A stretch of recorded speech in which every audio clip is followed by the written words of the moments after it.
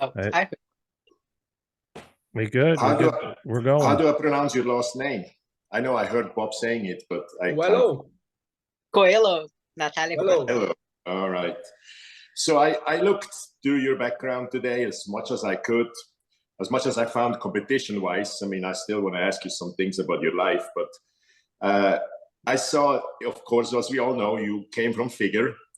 So as I looked through your last or the two figure competitions on Olympia level, I saw that you placed once, but badly, and the other one you didn't. But I checked on the pictures where you didn't place, and it looks pretty good to me. What happened back there? And did you just go under in a huge competitor field, or what happened there? Funny, because that's a question that everybody like wonders, like how come you come on stage like good condition, good package, and you don't place as high as you should be. So I talked to the judges after the show, and they told me that I was too hard for figure, and they could see striations and feathers on my quads and glutes, and they didn't see that in figure. So that was the problem, and that's why they did not even put me in the first call out. And until then, like all the shows that I've done, I was winning all the shows, or placing like top 2. But when I got to the Olympia, I would be like in last place, last call out. And I'm like, there's something weird here, you know, I need to understand what is going on. So I talked to the judges, and I understood that the criteria of figure, I was not fitting in, you know. So they told me, either you come softer and you just like increase your body fat, don't come as hard, so we can like hide the striations and feathers, or you step up to women's physique and you see how it goes. And I was like, well, you know what? I don't know. I'm going there like with the mindset of giving 80%, you know, or you're eating and then you're eating your chicken and your sweet potatoes and thinking about, I gotta come softer. Like, that's not my mindset, you know. So I'm like, let's try, let's go to women's physique, see how it goes. And then after the Olympia, I think 3 or 4 weeks later, I did my first women's physique show and I won. So I was like, the Olympia, and then 3 weeks later, I was first. And I'm like, okay, so that shows me that now I'm going in the right direction. I'm in the right category. So I got my qualification for the Olympia for next year, and I did the Arnold. I placed second at the Arnold. And then from there, I just, you know, kept competing. And every show I was doing, I was placing very high, either first or second place as a women's physique competitor. So I got to the Olympia, my first Olympia as a women's physique, and placed second. So I'm like, okay, now I'm convinced that I'm in the right category, you know. So you didn't really have to change your training. You would just, with the same kind of body, you competed in physique. You went to your first in figure. You went to your first physique show and won right away. Yes. I mean, I didn't have much time. It was like 3 weeks, you know. Wow. And I talked to Sandy, Steve, all of them, either like on the phone. I'll leave them for like 40 minutes or so, and they don't change anything. Tarek, Taylor, they told me, come with this package to women's physique. And I had the perception that women's physique, I needed to be huge. And I was even also was feeling like, I don't know if I should do that or not, but I gave it a try. And they said, that's what we want. We want to bring this as the image of women's physique. We want something like smaller, not too big, still feminine. So you still need to grow a little bit, but you're on the right track. So it didn't change much. But now we're 3 years later. You're the best in the world. Would you say that your training now is way different than when you trained for figure? I would say that the concept is the same. I'm still training the same mindset as before, the same like style as I was training before, but I got stronger. I, of course, built more muscle.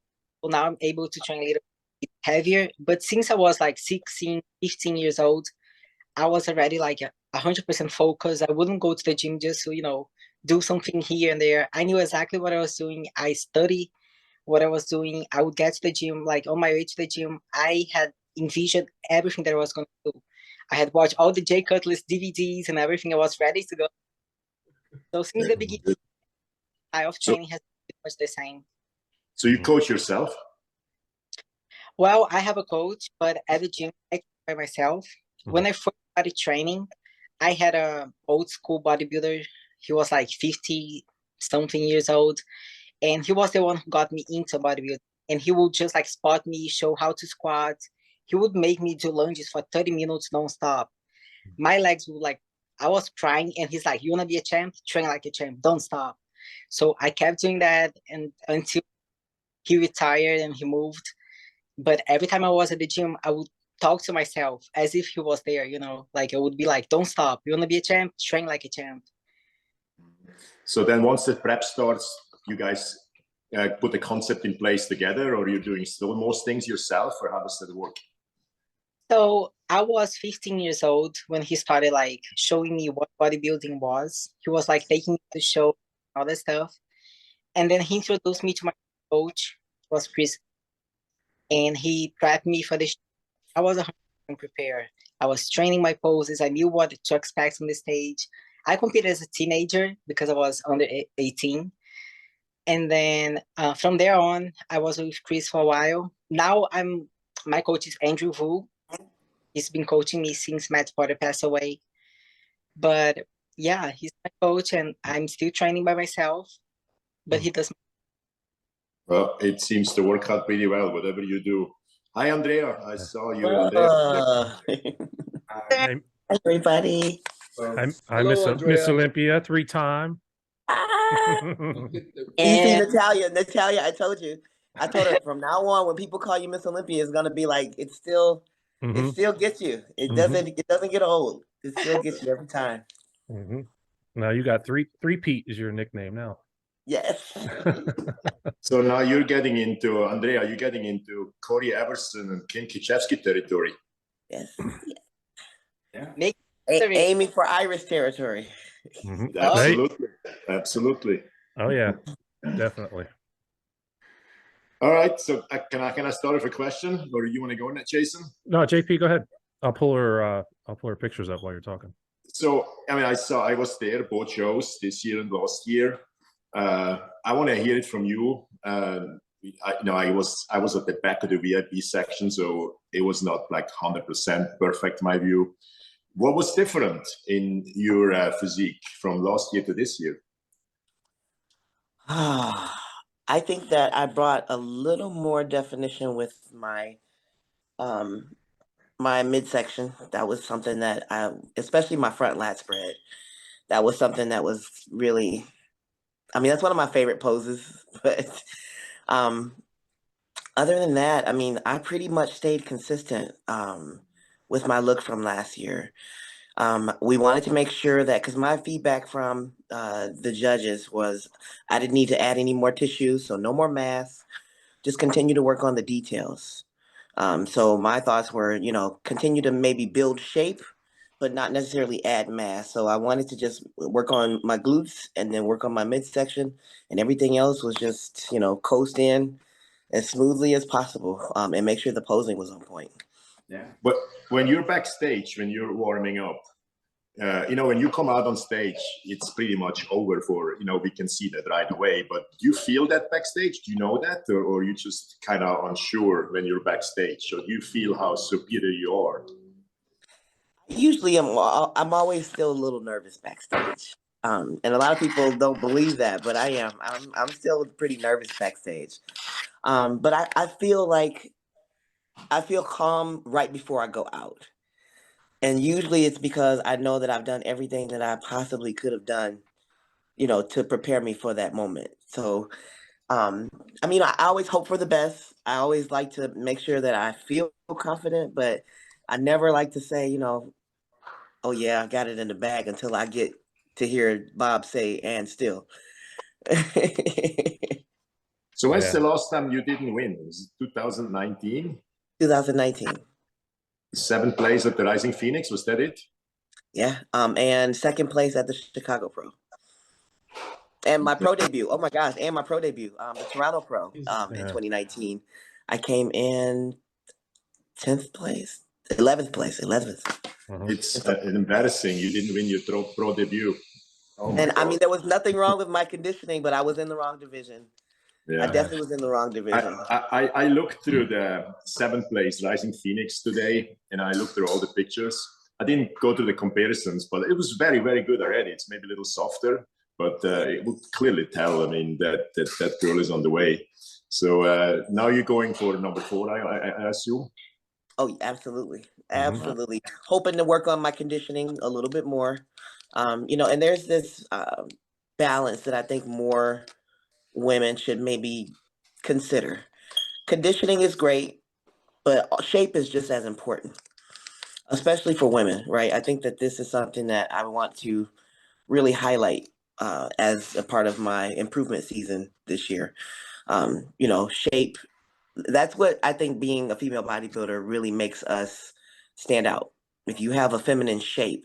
So some girls get so focused on conditioning, and they get so dry and so lean that, you know, they don't have any roundness to their glutes. You don't see much fullness to the quads, things like that, fullness in the back. So if I can really drive home a message when I get back on stage, that's definitely going to be it. A perfect balance of conditioning plus shape, symmetry. Are you still getting stuff like, or interested in stuff like judges' feedback and stuff like that, since you're so far ahead of everybody? Or you're just kind of coming up with your own strategy, or, you know, your own vision, what the future will be for you? I still enjoy getting judges' feedback, but I usually have a good idea of what I want to work on. Usually once I start seeing photos, I'm critiquing and judging myself like right away. I'd be very curious to hear that judges' feedback. Right. You know, JP, you were at the show, and I got to say something about you know, all the classes that came on. I think it was really clear for me, anyway.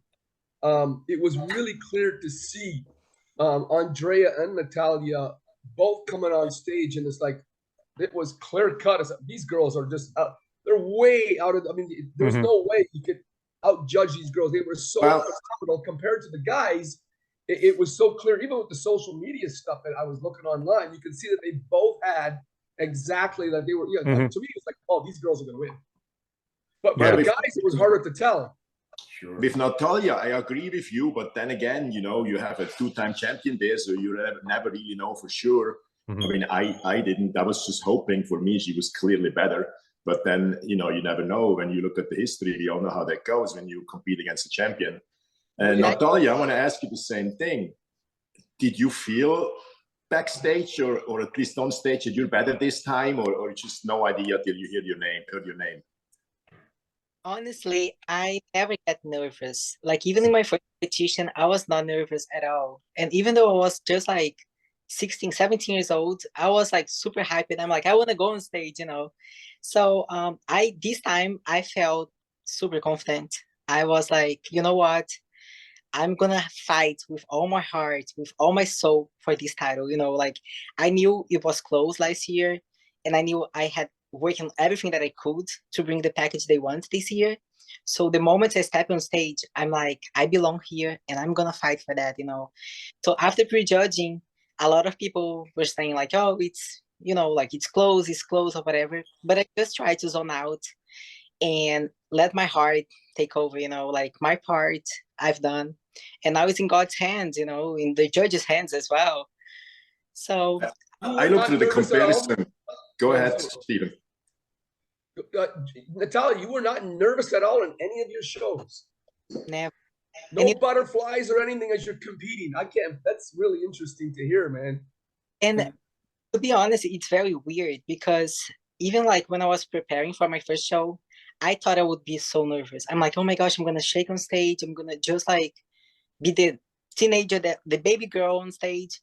But you know, like it was something from God. It was something in my heart saying like, Natalia, just, you know, like, it's your moment. You've been working so hard, have so much love for this sport. Now it's your time to show the judges and how much you love your people. Yeah, So that feeling right there. Yeah, that one. Amazing confidence. I That gotta one. tell you. Right before you go. Amazing. Well, for me, it's right before I go out. Right before I go out, that's what I feel. I'm like, all right, I've done all the work. I've practiced so hard. Now it's time. Now it's time. Now it's time to show the world what we've been working on.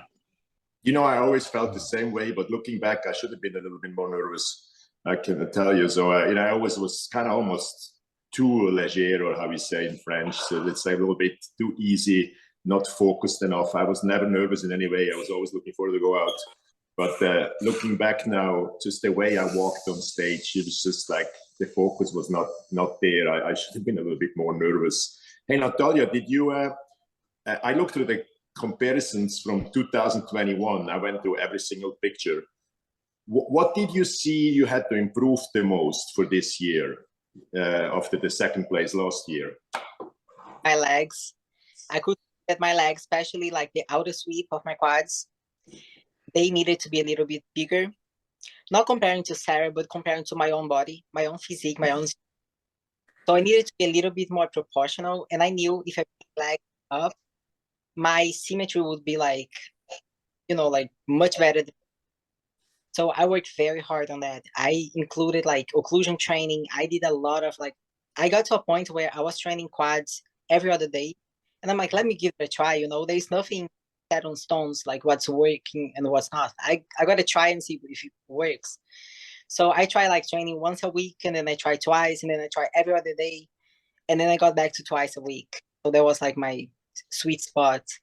But I killed my quads. I was like to the point where I'm like, there's no way they're not going to grow. I'm going to force them to grow. I'm going to do whatever I have to do, because people like, oh, it's genetics, you know, it takes time or whatever. No, like it's up to you. It's your work. If you work hard, if you really want to do it, you're going to make it grow. There's no way. It's science. It's the physiology of your body. So I Yeah, think that's incredible. How long did you do that with every day or every other day? I did that for a good like 2 months. I believe trying like a new training style, you shouldn't just try for a week, 2 weeks. That's not going to do anything. You got to be at least a good like 8 weeks, 10 weeks, and see how your body's responding. So I did that for 8 weeks. I actually saw results. I could tell my quads were like, I could tell that the size was a little bit bigger. I was training differently. So the first day I would go heavier. The second workout would be like higher volume. And then the third, I would go back to lower volume and lower reps. But honestly, it's just like a matter of time and just like changing the variable. I don't think it's the best approach, training so much for so long, because you can just like destroy your quads, like get them, burn the muscles off, you know. So that's not the goal, is to grow. It's So also your nervous system. yes, Training. Yeah. You want to but burn your nervous system out. you overtrain a little bit and you're eating more, you're resting more, you're sleeping more, you show all the proper nutrition's on point. So I believe like overtraining, like I don't say overtraining, there's like a under resting, under recovering. Because if you're recovering well, sleeping well, training, supplementing, your diet is on point, and you're fooling your body with all the nutrients you need to build muscle, and you're sleeping a lot, your body, you're not going to be overtraining. But if you don't sleep well and, you know, things are not as they're supposed to be, then you start like burning the muscles instead of building them. Yeah, I agree. There's phases, you know, when you're really on top of the game where overtraining is hardly a possibility, but then you will get older and it will become more of an issue. I remember in '96, I don't know if you guys were alive back then. I was. Barely. So I was talking to Nasser. Nasser was 7th at the '95 Olympia and then was fighting for the win, placed 3rd at the '96. And I saw his back is way, way bigger. So I asked him, I said, how did you improve your back like that? And he told me like for 2 months, he trained the back every day. What was something which I was told, oh my God, this is so against any, you know, signs we knew. Don't ever do that. So at the end, it's just, you have to figure it out. And there's just crazy things which at the right time applied can help. Andrea, did you change anything in your training this year, or just cruising as always? I mean, I cruised as always. My time to implement really came in 2020, my first win.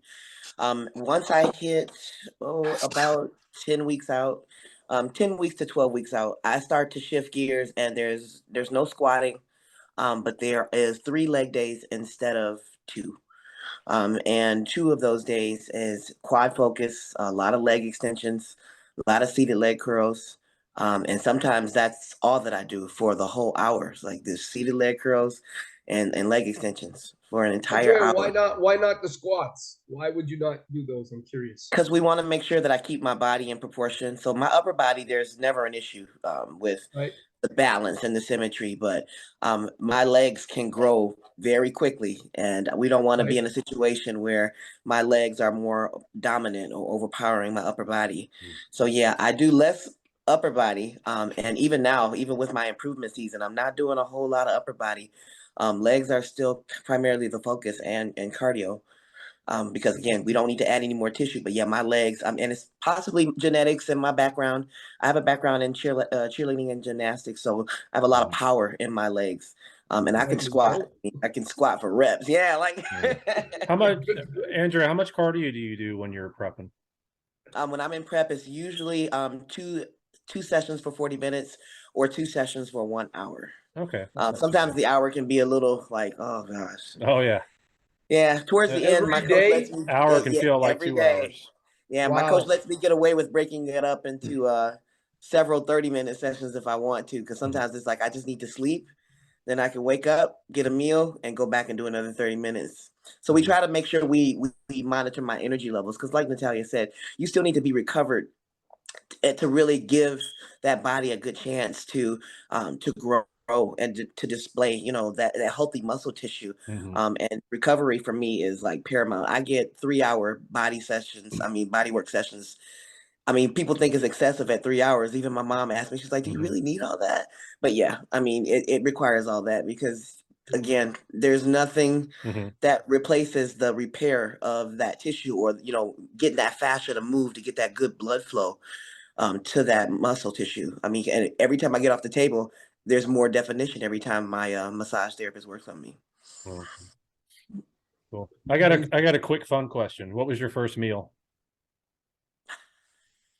Yeah, don't ask Natalia. She doesn't cheat. She's so good. She's inspired me though. What would you eat, Natalia, after you won?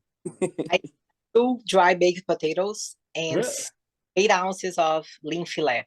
Oh my goodness. Natalia, you don't even, I mean, you just stick to that. She does not cheat, guys. I'm telling you, she does not cheat. She you did not, so you didn't have plan. any cheat meals or refeeds?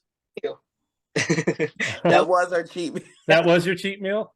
It's been like a staple after every show. I always do my steak, lean filet mignon with 2 baked dry potatoes. Always, Wow. always. 17. That's great. Okay, Well, Andrea, sounds what'd you have? Stephen. That's inspiring. I mean, I'm really like, I'm hoping maybe one day I can get there. I mean, I love it that she does that. It's amazing. But What'd you have, Andrea? On the other hand, I sat down and had a feast. Did you? Oh yeah, I drank probably at least a liter of Sprite. Oh my God. Oh Lord. Oh yeah, I went in hard for the Sprite, and I had fried chicken, fried shrimp, scrambled eggs. I was eating off of all kinds of places, burgers, sliders. A little buffet there, yeah. Oh yeah, and I've learned. I mean, when we get that lean, you really can't eat a lot. So I order off of the appetizer menu, and my friends know I'm eating off their plates. So I'm like, okay, I want a little of that, sweet potato fries, French fries. Yeah. But her birthday, so she's okay. She can have some. Yeah, that's right. And I had a lot of cake. A lot of cake. Huh? Yeah, but your body's burned that up like crazy. Indeed. The next day, I felt I had a pump that was ridiculous. I was crazy. That's like the best workouts there, right after eating all that. Yeah, you feel like you can move the gym. It's like superhero powers. And you're still up in Detroit, right? Yes. Yeah, still at Powerhouse. Oh yeah. Yeah. How's Ron doing? Yeah, Ron is great. We brought him to the Olympia. He was actually. I thought I saw some pictures of him. Yeah, which was awesome. Hall of Famers should have that experience. They should. Yeah, definitely. Tell Ron Phil Williams said hello. Will do. Bill Williams. Phil Williams. Phil. He'll probably say, Who's Bill? Yeah, he knows Phil, I'm sure. Yeah. So now you're going on a little break, you two, or right back into the prep for next year? I'm into prep already. I don't think I'm take a break. Honestly, it's just like a mindset thing, you know, like You wake up so excited. You look at this gold medal that means so much, Mm-hmm. like hype it up. It's the same thing like after the show, people are like, what do you want to eat? What are you craving? I'm like, oh, what I crave was this medal and now I have it. Like I'm not even thinking about eating. I'm just thinking about carrying and honoring this title of Miss Olympia, because a lot of people don't realize what it means, like what it truly means. When you study and you understand the history of the winners and everything that this title represents, it just has like a different meaning, a different like feeling, you know. So to me, like I went out of the stage already thinking about the next year, which Yeah. now like it's gonna be the show, so it's not December anymore, a few weeks earlier. Yep. Yep. Doing See, Natalia, when you talk about the history, that is exactly why people like you win. And I'm going to tell all of my clients here who not even know who those people are here, that's why you guys will never win. Because it's just such an important part of bodybuilding that Yeah. you're living that 24/7 and you're just anchored in it, not just in for whatever ego reason you're in it. Mm-hmm. Yeah, it's absolutely great. I love to hear that. I love And I think when you do it more consistently, though, like it makes it easier to transition into your prep, right? That way, it's not so hard. Because that was one thing that I noticed last year. I said, okay, last year, I mean, I shot up 20 pounds, then another 10 or so. And it was like, okay, when prep started, number one, physically, I was already uncomfortable. I mean, I soared over 200 pounds, and I was like, okay, I don't feel the greatest, and I don't feel confident. And I felt like, you know what? I have control over that. So this year, I wanted to do things differently. Last year, by the time we got to March, I finally got into actually doing an off-season plan. But this year, I said, you know what? I'm going to give myself 2 weeks to enjoy, the holidays. But after that, it's back down to business. And I never stopped training. I have not stopped doing cardio. But even now, because I've just been back on my my plan for since January 1st, I can feel my body changing and responding now that I'm giving it, the clean foods that it's used to eating. And so now I feel like, you know what, if I stay with this, I'm really confident that my improvement season will be displayed on stage. So, Natalia and Andrea, how long after you both won did you hit the gym? How many days after? I was at the gym like as soon as I came back 2 here, days. we were doing like shootings all day, and then we had like so many interviews and stuff to do for the Tough Train, Muscle Fitness, Flex magazine. So it was very busy like all day, but I was just like enjoying everything and trying to do Absolutely. Yeah, 2 days. Normally I will work out the next day. But yeah, like she said, we had so much, and I had booth appearances at the expo, so I really didn't have a whole lot of time to do it. But normally my routine is the very next morning I get up and go train cardio and weights, and I try to make sure that, again, we've been eating foods that we haven't had in a long time, at least that in my case. And I need to make sure that my body's still able to hopefully utilize those nutrients and get it out of my system fairly quickly. Yeah. There's obviously there's a lot of talk on the men's open stuff that they had a lot of real unorganized backstage and overcrowded. Did you guys have any issues or see any of that or what? A little bit. was very judging was not in the same place as the finals. So we had like plenty of space. We had like the little rooms for women, little room for males, and it was very organized, a lot of space. So I was very happy. But at finals, I think backstage was very small. Okay. Too many crowd. There was not many lights, but you have to take in consideration that this year was a special year in terms of how many athletes we had. So there was of what we are used to. So it's a little hard for them to organize so many people and put everybody backstage together. And what do you guys think when it comes to the amount of athletes and the amount of shows to qualify? Would it not be better just to have the top 15 or 20? Or you guys, this is okay the way it is right now? They have changed already. So this year is less people. They changed the group. Pretty much only 3 less. Yeah, that's it. Only 3 less. Yeah, so that's not really a change. No, no.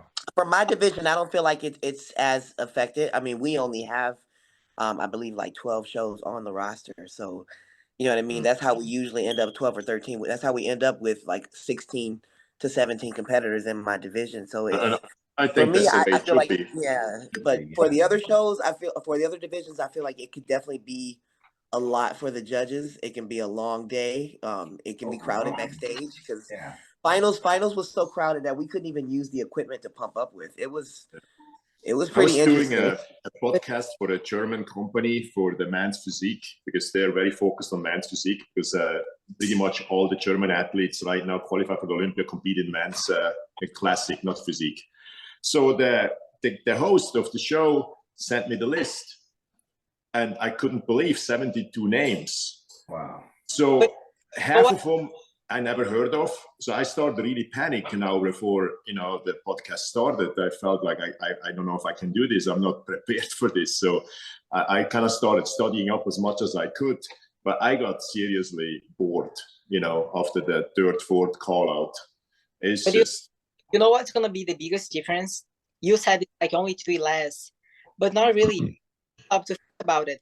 Let's say the winner of one show is qualified, keeps competing.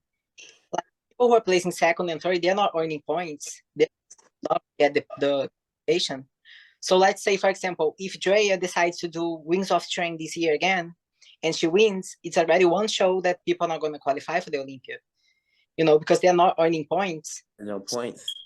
If And Drea, they haven't made mention of a sliding scale at all. I didn't see anything about that in there. So you have 12 shows for female bodybuilders.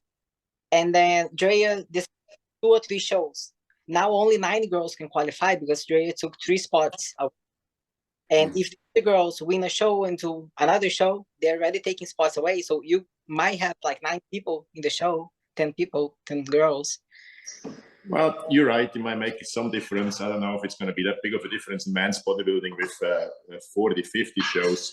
But I still believe there should be like maybe gold, silver, and bronze shows. You can only qualify directly through a gold show. The other ones, maybe there is some kind of point system, and at the end, there's a limitation to 20 people. I think it would be better for the fans and in general, when you see the best of the best compete. Best of the best, yes.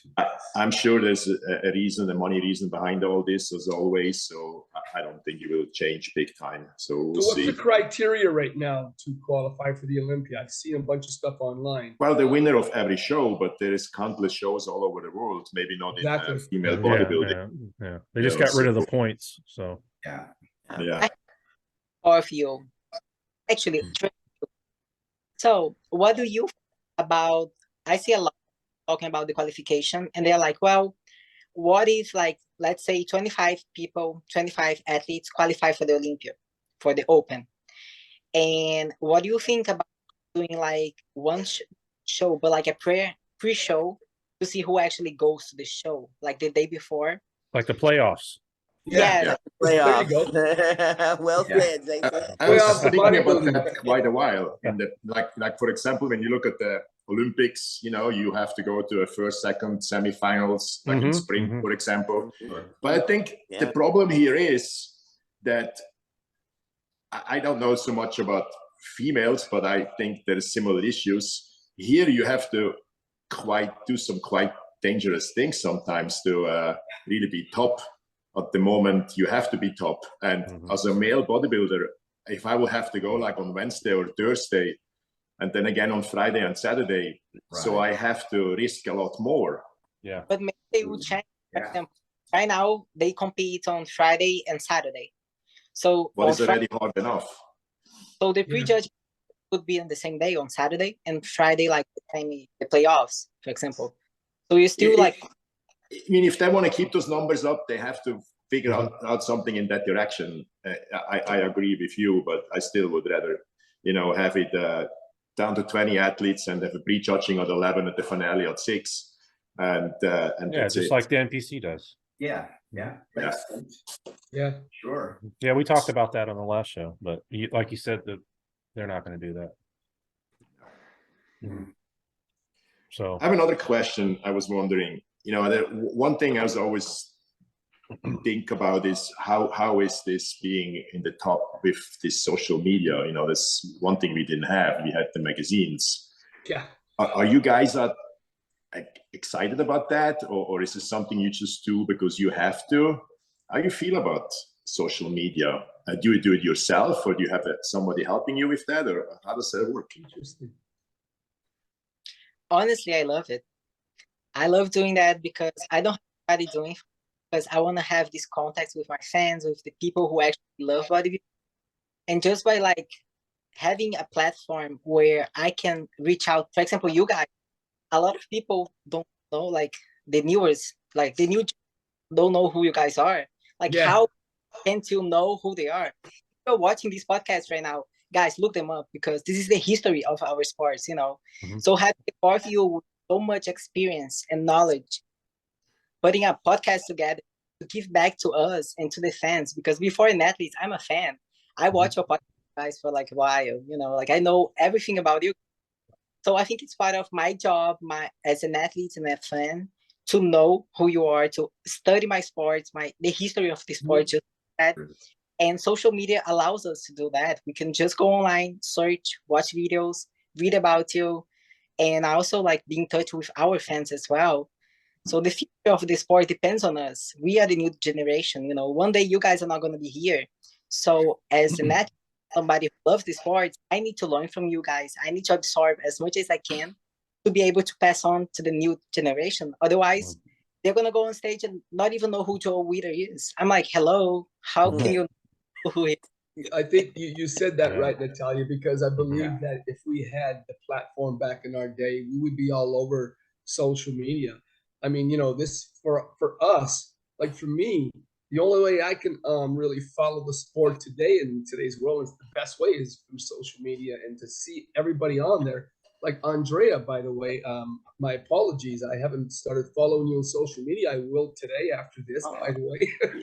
I'll Because follow you are back, a major I promise. champion. I did see you, and I should have started following you immediately, but it's the No only hard way that I feelings. can connect and see a lot of the guys back in my day.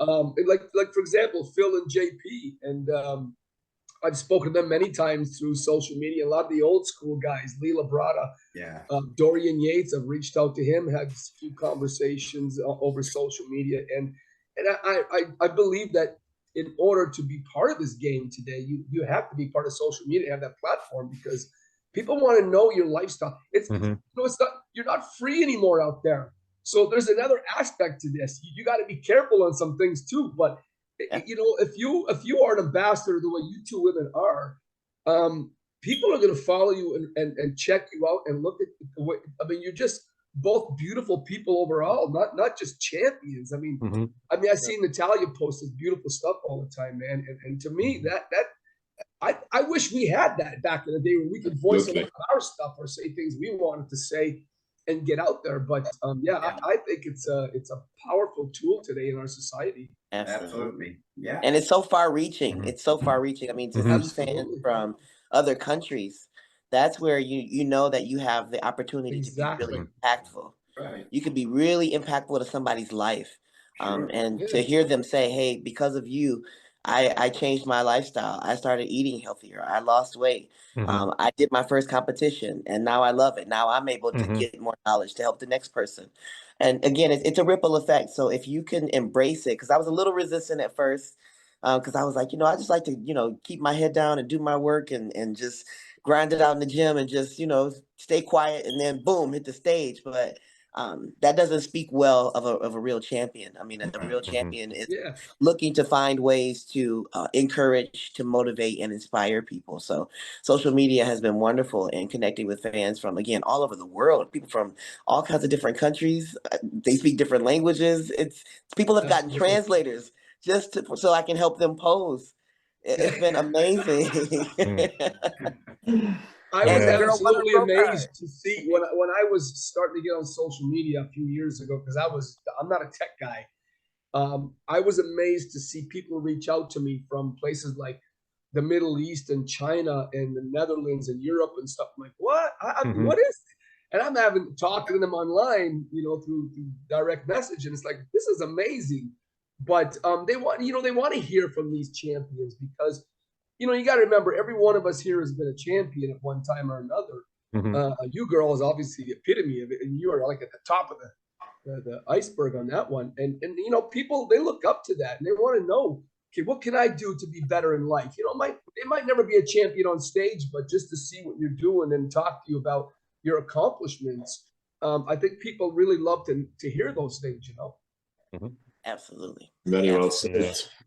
Can you imagine back in the 90s, the social media, Nasser and Dorian and Sean Oh man, Ray? JP, we would be all crazy, man. There would have been a lot of trash talking too. We would be trash Oh, talking God. more than there is today. I tell you that much, man. Oh yeah. You guys are way nicer now, I can tell you that. Yeah. Right. Yeah, we leave that to you guys. Natalia, I got a question for you.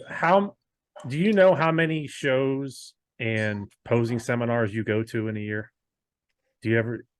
I would say all of them. Because I was gonna say, because every show I've competed at or every posing seminar I've been at, you're there.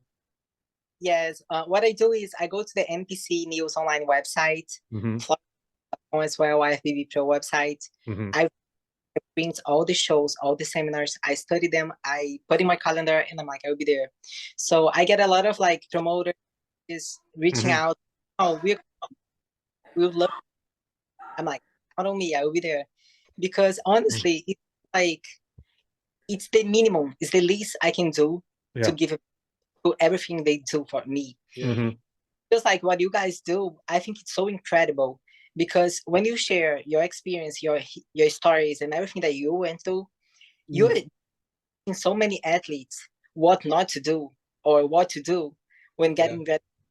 Because imagine like an NP doesn't have any idea of what to expect, and they watch your podcast and they see you talking about how you felt, so he's like, okay, it's normal to feel that way. Oh, okay, that's how he went through that.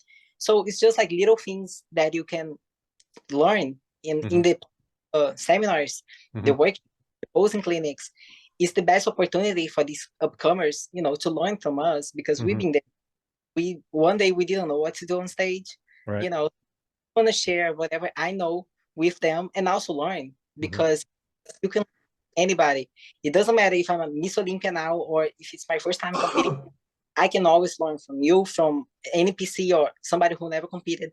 There's always something to learn if you're willing to. I go to all these shows. I'm always like sitting in the first row, studying, like enjoying the show, watching every category, every class, because art, you know, like it gets me excited.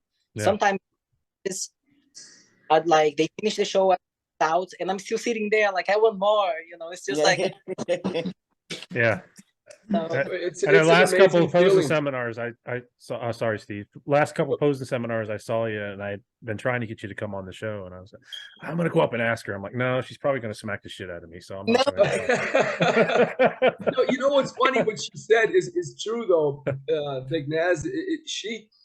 I've been to a few seminars, posing seminars, and held some this year with a few people. I mean, I gotta tell you, it just never gets old to help these people.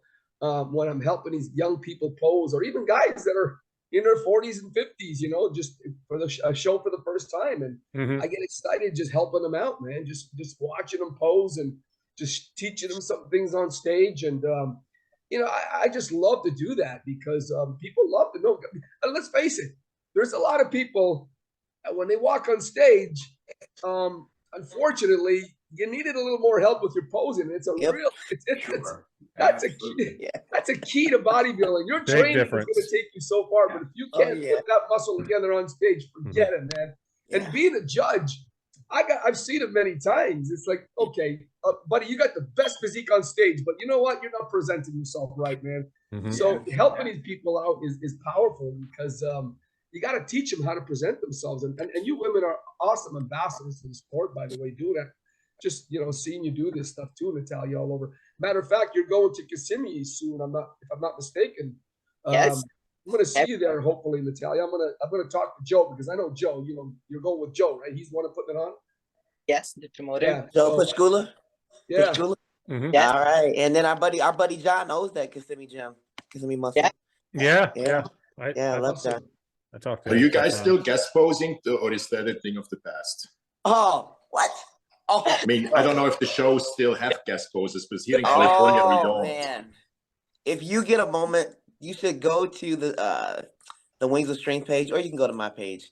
I did a guest posing at Linda Murray's Savannah Pro show. Linda My Murray. favorite guest Right. posing Yeah. to date. Oh my gosh, amazing! Wow. It was such a good experience, and I Mhm. usually do at least 3 a year. At That's least. great. Yeah, I I should have wish you asked. would I have should have here in asked Linda to California. come on. I didn't think about asking Linda. He's I awesome. don't have man. enough Linda room. Murray's great. Right. But you know, that's what another good thing about social media. I mean, when I was coming through, I had DVDs to help me pose. I got a DVD of Jenny Lynn, God rest her soul. And I started practicing my figure posing with that because back in the day, like many of the pros and the Olympians, they moved away to warmer climates. I mean, here in Michigan, they're like, you know, it's Right. winter. We can Oh, go and yeah. move to California. We can move to Florida, Mhm. where people like to work out all year round. You know what I mean? So I think that with social media, I think this has been a huge help too to really drive that home. And then we've got more promoters that will invite us out. You know what I mean? Mhm. We're going to a women's seminar in Arizona in 2 weeks. And that's another opportunity where we'll get a chance to work with these ladies one-on-one. So yeah, social media has been a huge, huge advantage when it comes to being able to give us this platform to gather and do this. I was going to ask about seminars. Does that still exist? Absolutely. Oh, Yeah. I didn't know that. Okay. Oh yeah. Yeah, I'm going I to thought that had died with guest posing years ago. Oh no, Gary Udit and Tony. Tony's one of the expediters. He's always at the Olympia. And he does a lot of veteran shows with Gary on the East Coast. They're doing a seminar first weekend in February. Well, that's good. Every year. Yeah. That's great to hear. I had 40 of them in 1997. I had 40 of them. And I remember Wow. Tom Platz is having done 60 in 90 days here in Europe. Yeah. Wow. I'm Yeah. happy to hear that it's still a thing. So that's great. Yeah, that's good. Fun together. That would be Yeah, I was awesome. gonna say, yeah, we put one together. You Crazy. should, yes. Yeah. Maybe when you move to Florida, Andrea. There we go. Bingo. Yep. It's not everybody moving to Vegas now. No. The Mecca. Yeah. They've The new taken it Mecca. I'm away very from happy Venice the Beach. Olympia's going back to Orlando. Yeah. Orlando is becoming a big Mecca right now. Orlando is actually becoming a big place for bodybuilding, man. Orlando and Tampa. Yeah, And I was Florida. at a gym yesterday, and I could not believe. Matter of fact, Natalia, I don't know if you've ever been there. I was at a gym in Kissimmee called Crunch. And Yes. it is, guys. I gotta be honest. I have never been in a gym that big in my life. This thing was massive. There was so many people. I went to train there with a young client, and I just couldn't believe it. But the bodybuilders in there, I mean, there was I couldn't believe the amount of people in bodybuilders. I wanted to walk up to some guys and ask them, "Hey, are you competing? Because these guys look amazing." But I mean, it's a lot of bodybuilders are coming down this area now, from what I'm understanding. Right. Well, a lot of pro wrestlers too, because I was at what's it, Iron Religion. I was there a couple weeks ago, and there were some pro wrestlers in there training. Yeah, as a matter of fact, the guy I was teaching yesterday is a pro wrestler. Yeah. And another good friend of mine is in the pro wrestling ranks, and I never knew that Orlando was a mecca for that. But it's funny how these wrestlers, they look to bodybuilding to understand more about their physiques, and so it's pretty amazing that we still have this we carry this thing about, you know, bodybuilding and weightlifting and, you know, resistance training, and it's always coming back to bodybuilding because, you know, this is where it all started, man. Yeah. Even professional athletes. I think we talked about this before. It's always about let's see what bodybuilders are doing, man. Yes. Yeah. And I mean, wrestling, you still got to sell it, right? Physiques, great physiques, still sell. They do. That's right. Absolutely. That's Well, right. I wake up to wrestling every morning. My wife is a huge WWF fan. We're going to the Super Bowl this year. I mean, I went 3 or 4 times with her. I can't really say that I'm a huge fan, but it is kind of fascinating. It's not that I think Dave Palumbo is training some wrestlers. I mean, he's doing the diets. Yeah. Really? Yeah. Yeah. You need to bring her to Orlando because they have a lot of matches there and stuff, and the wrestling schools there. Yeah. That was my first time yesterday teaching a pro wrestler the bodybuilding stuff, man. It's amazing to see, though. Wow. Yeah. Oh, I see him around there all the time. Outstanding. So, Natalia, how long have you been here, by the way? I moved here when I was 15. I'm 26 now, so I've been here for 11 years. But I was born in New York. I was born in New York, and then I moved to Brazil. Yeah, that's And right. I grew up in Brazil, and then I came back here to finish high school, and I found out about bodybuilding, fell in love, and I'm like, I'm not coming back. Mhm. You've been in this area for like where we live in Winter Garden. You've been here 11 years, or were you living somewhere else in Orlando? Always here. I've been here. Where did you go to school? I went to West Orange High School. Then I You're went. kidding me. Did you go there too? My 4 oldest kids all went there. Oh my gosh. And I have my 15-year-old there right now, but they all went there. I have 2 kids close to my boys are your age. My daughter's, she went there, she was 30. I have a boy 28, a boy 26, and a boy 24. Wow. So they went there during your time. I had no idea. Wow. And then I went to afterwards, and then I went to UCF, University of Central Florida, Yep. for my master's, and then I finished and I started just doing like online courses to continue learning because we never stop, you know. No, So that's true. I had my diploma in gut health. I want to learn more about the human body, the physiology, and the anatomy of the body, so I can apply myself and just like look good but feel good as well, you know, because everything starts inside, from the inside out. Absolutely. Yeah. Always learning, and yeah, I have a very big passion for that. That's amazing. It's funny because I go to West Orange every day to pick up my daughter. Wow. I can't believe you went to West Orange. Oh my gosh. Small world. I'm 5 minutes from there. I'll be down there soon, guys. So close. Oh, Andrea, that'll be awesome. Can't wait to see you, man. Yeah. How's the weather there right now? How cold is it? Oh, it's cold and rainy. At least it's not snowing, but Yeah. very cold Yeah. and rainy. Come over to Florida. My house is your house. Come here. Yes. There you go. Yes. Andrea, And we I'm have to from go back to Canada. Disney World. I don't know if you know, but I'm from Canada, so I spent 30 years there. Oh, and you don't miss it, do you? Oh, hell no. Gosh. I lived in Toronto for 10 years, but my hometown is 500 miles north of Toronto. We're talking snow right now, about 10 Right. feet deep. Right. So forget it, man. I don't miss it. Yeah. I have family there still. I haven't been back to my hometown in probably 12, 15 years. You know, Steven, there's a big moment in Canada right now that the Junior World Championship finals are on as we Yes, speak. Canada. Yes. I record the game, so I hope for Canada. Oh, man, that's going to be a great game. I'm glad you brought that up. Die hard hockey like a fan, Christmas tree. guys, girls. My boys are in the final. They almost lost against Slovakia, for crying out loud. Anyway, you girls haven't seen this, but it's a pretty big thing where I come from. Hockey. Yeah. Do you know we have a? Hey, do you know we have a hockey team in Palm Springs now? Okay? No way. Oh, that's right. You went to see it. Yeah, you went to their debut. How was it? So it's absolutely incredible. I was afraid that the community wants nothing to do with hockey here. So the opening night, we were sold out. That was kind of expected. You know, it's a kind of as a curiosity. So we had 10,080 people. Now we had 3 games after that. Another one sold out. The other one's 8,000 and 9,000 people. Wow. So I cannot believe that here in the desert, the people are this enthusiastic about hockey. That's amazing. Wow. Yeah. I used to have a couple NHL hockey players back in the day living in Toronto as clients. So yeah, I'm a big fan of NHL. It's my favorite sport in the world. Yeah, there's not much else to do in Canada, eh? Exactly. I mean, everybody played hockey. Yeah. That's how come we had the best hockey players in the world. That's all we had to do. So damn cold. Exactly. You refined the sport, became masters. Hockey and maple syrup. Yeah.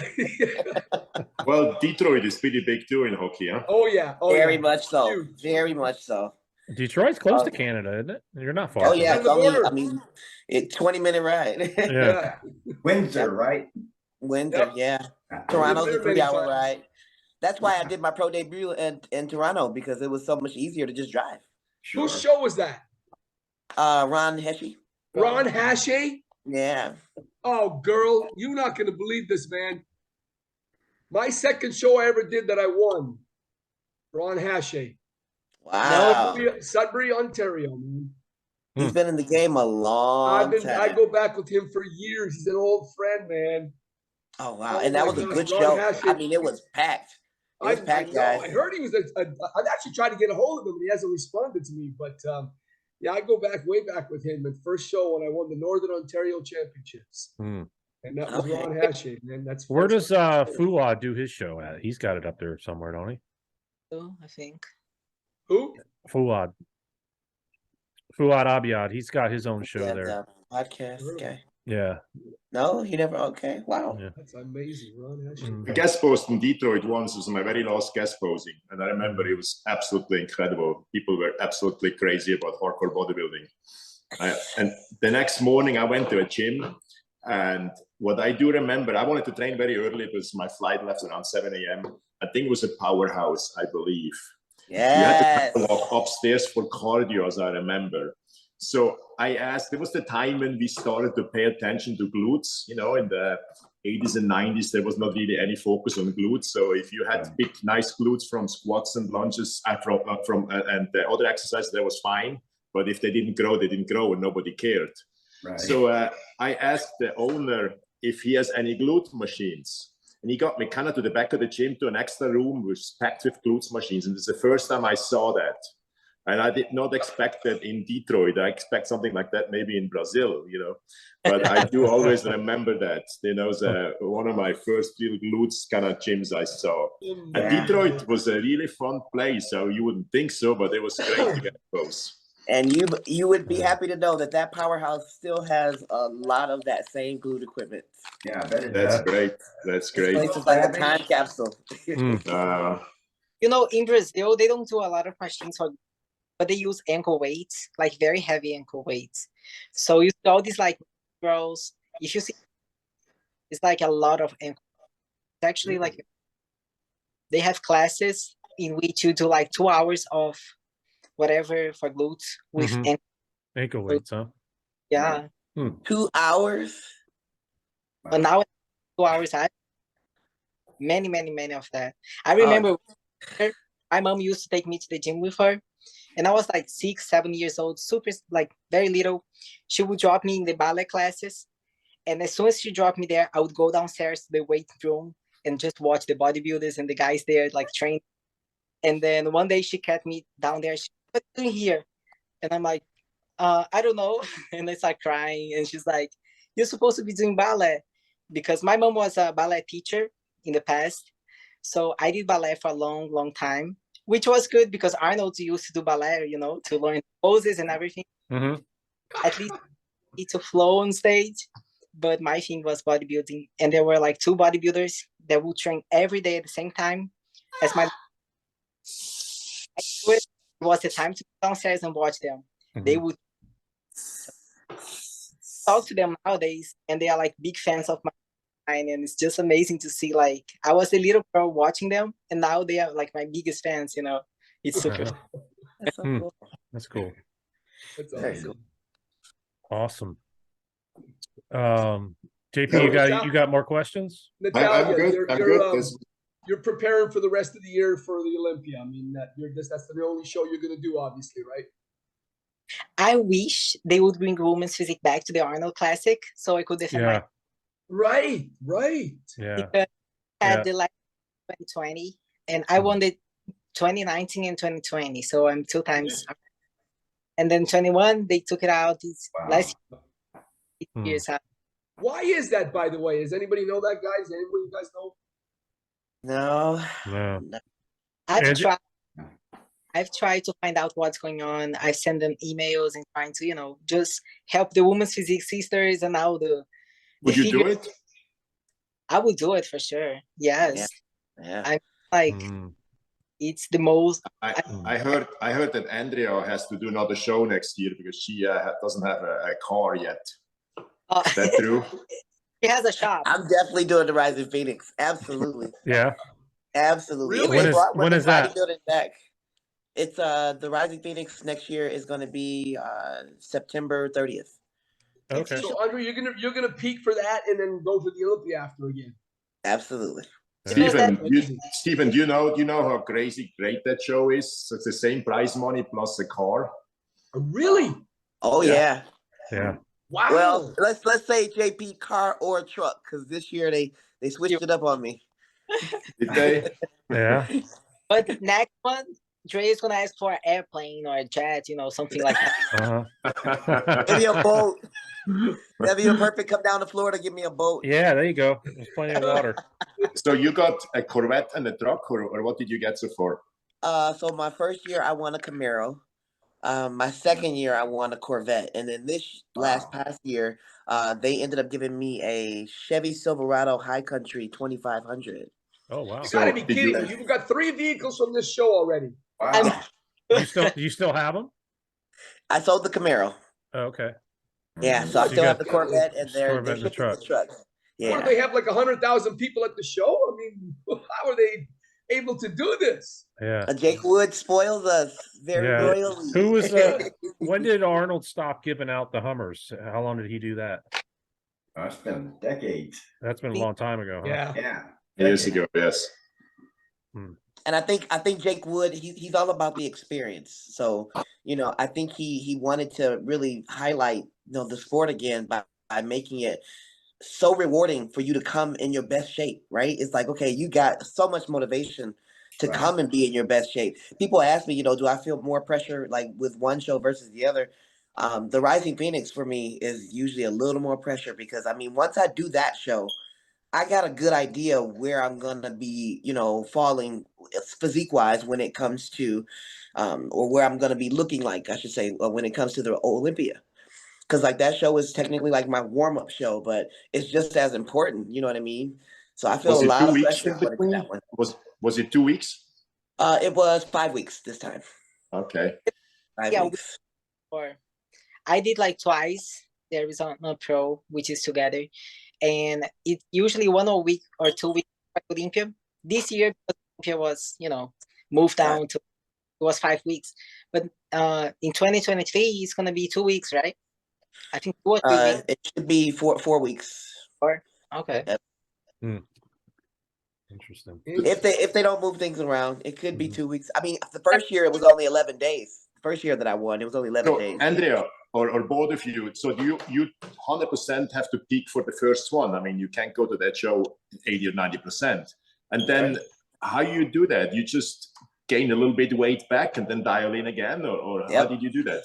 Oh yeah. So I usually take a week off after the show. So like I came down to Tampa, took a week off, trained, but you know, still kind of got somewhat liberal with my food. Not too crazy. Nothing too crazy. So I added in a little bit of red meat, but stuck mostly to the fish. And then when I got back home after those 5 days, it was, you know, get back down to business with, you know, the strict dieting, really strict dieting. So no more red meat, fish only with, you know, what my coach gave me for carbs and veggies. And then, yeah, I diet down. We actually add on 1 to 2 more days of depletion going into the Olympia to give myself a little window to see, you know, how my body responds. It's just, So it's interesting. which show to were you hear how- better? Go ahead. Which show were you better?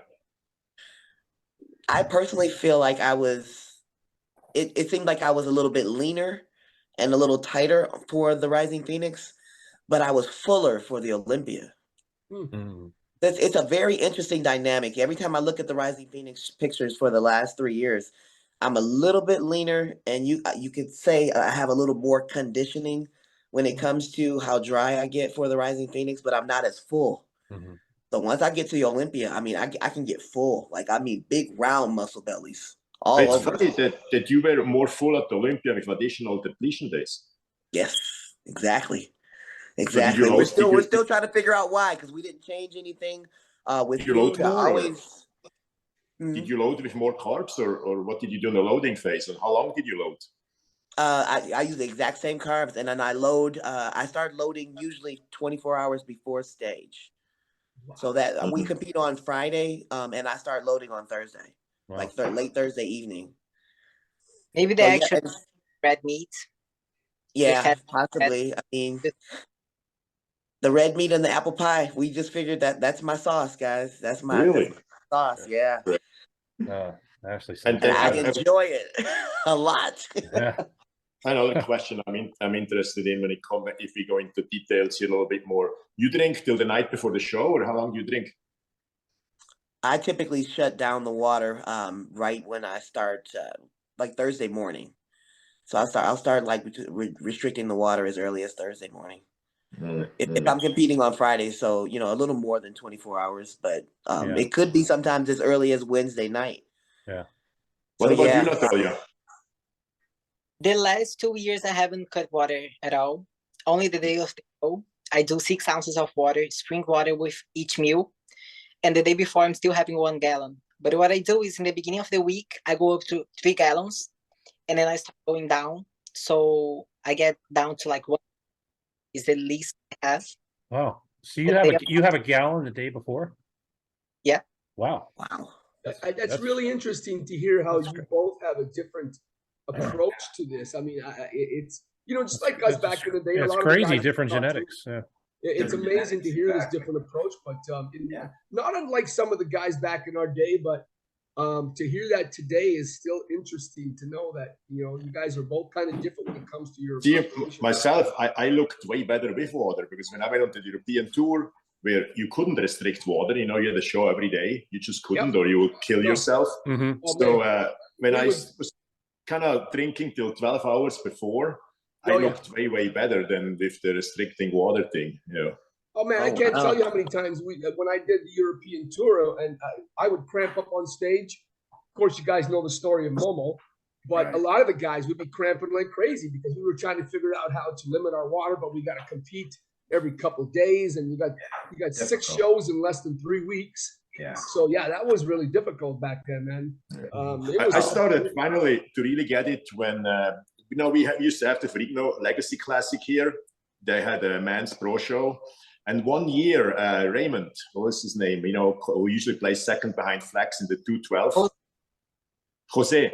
yeah. He competed in the Open, and he was so freakingly ripped. I hardly ever seen a guy more ripped. So I asked him.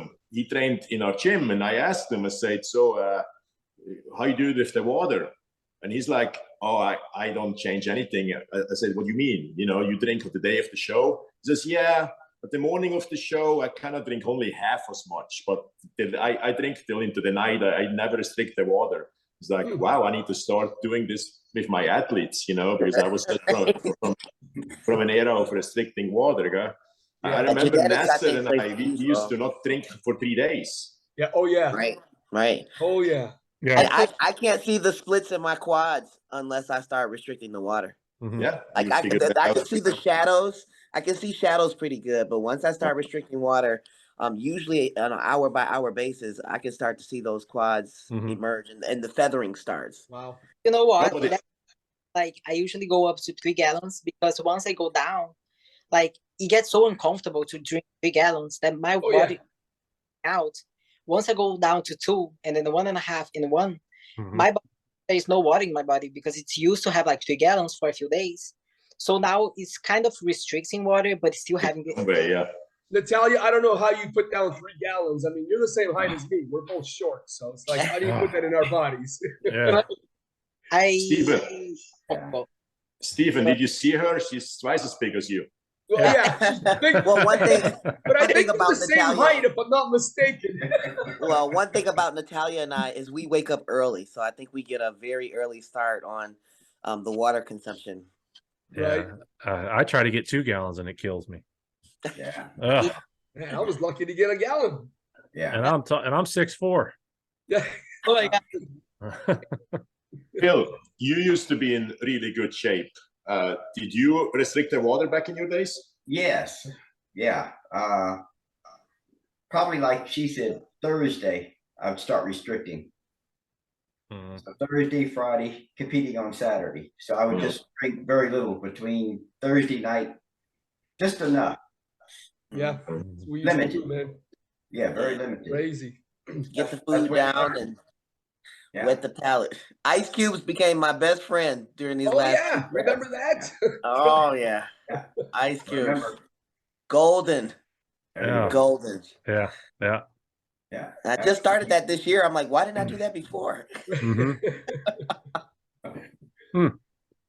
Crazy. Well, I don't have Jason, anything. thank you so much you could make this work. This was one of our best. Absolutely. Yeah, I was excited about it. You know, it's awesome. Now I'm craving apple pie now, Andrea. Man. Yes. Have at it. Let's go. Save me a slice. I'll be right down. Yeah. Andrea, so it's such a pleasure to talk to you and see you. Natalia, I hope to catch up with you soon. I'll reach out to you. We can probably go for coffee or something. You girls are amazing ambassadors. Thank you for being great sports people. I mean, you guys are awesome, man. Great ambassadors for the sport. Miss Olympia, both of you, man. Awesome. Yeah, I love it. Thank you. Thank you for coming. Yeah, both of you. Andrew, you've been on the show a few times now, and you don't hesitate. Every time I ask you, you answer right away. Yep. When and where. I love it. Thank you so much. Yeah, That's it. That's how we do it. Isn't that right, Natalia? Yeah. And guys, thank you so much for having us, because it's truly, truly an honor and pleasure to be here. I admire and respect each one of you here. I know the champ that each one of you are. Drea too, 2 times. But yeah, I am very happy here.